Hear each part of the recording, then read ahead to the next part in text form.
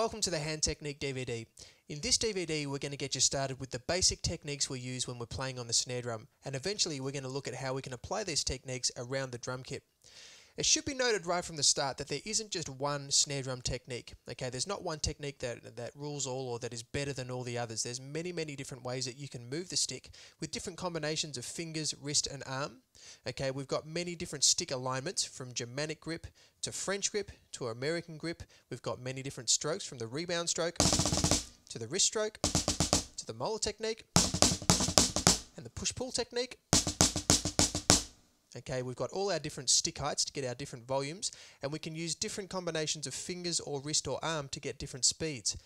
So you can see it's fairly involved. So every technique or stroke has advantages and disadvantages. For instance, if I'm playing on a surface that offers a lot of rebound, then I'll use the rebound stroke. Typically that works well on a snare drum because a snare drum skin is usually fairly tight, or perhaps the hi-hats.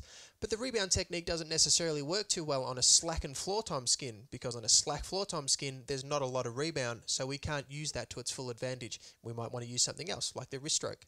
So just bear that in mind, that there's no perfect technique. And remember also that you can move the stick in different directions as well. Let's just take one stick, I'll keep the wrist pointing up, and even just using fingers from a wrist up position I can get vertical bounces.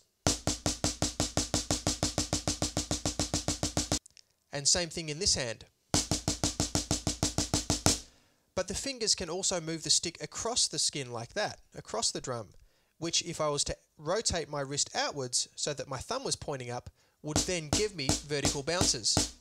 And I might use that maybe if I'm playing on the ride cymbal.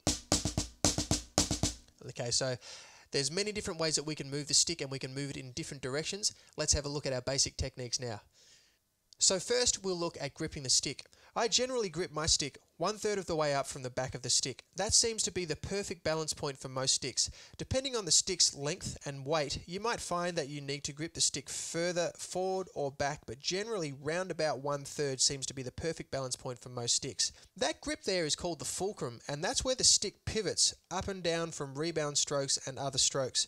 Make sure that the gap between the stick and the finger webbing is always open, okay, because that is what allows the stick to move and pivot. And if you close that gap, the stick can't move at all. So it's really important that you have a tight enough grip here between the thumb and the index finger that the stick won't fall out of the hand, but not so tight that it won't move, even if it wasn't closed up with the finger webbing.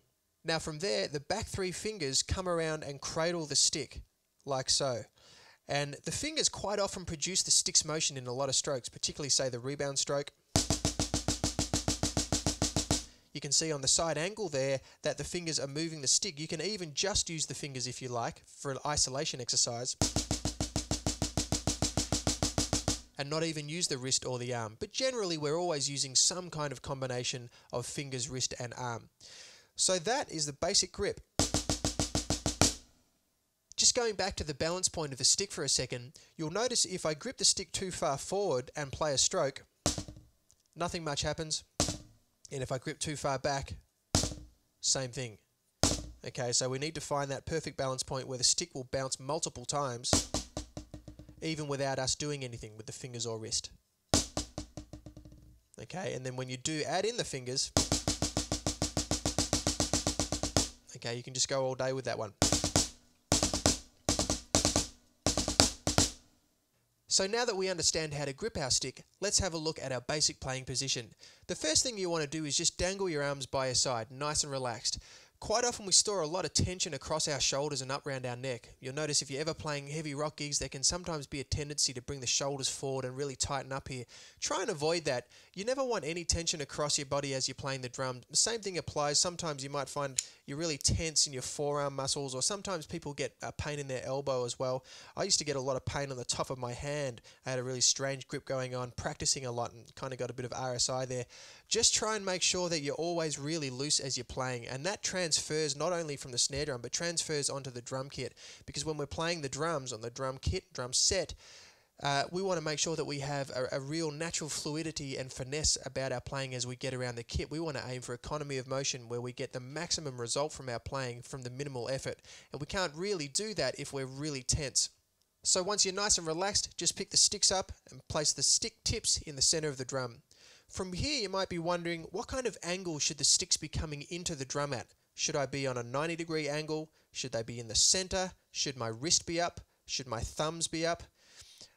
This is where stick alignment comes in, and we'll look at our 3 basic grips here.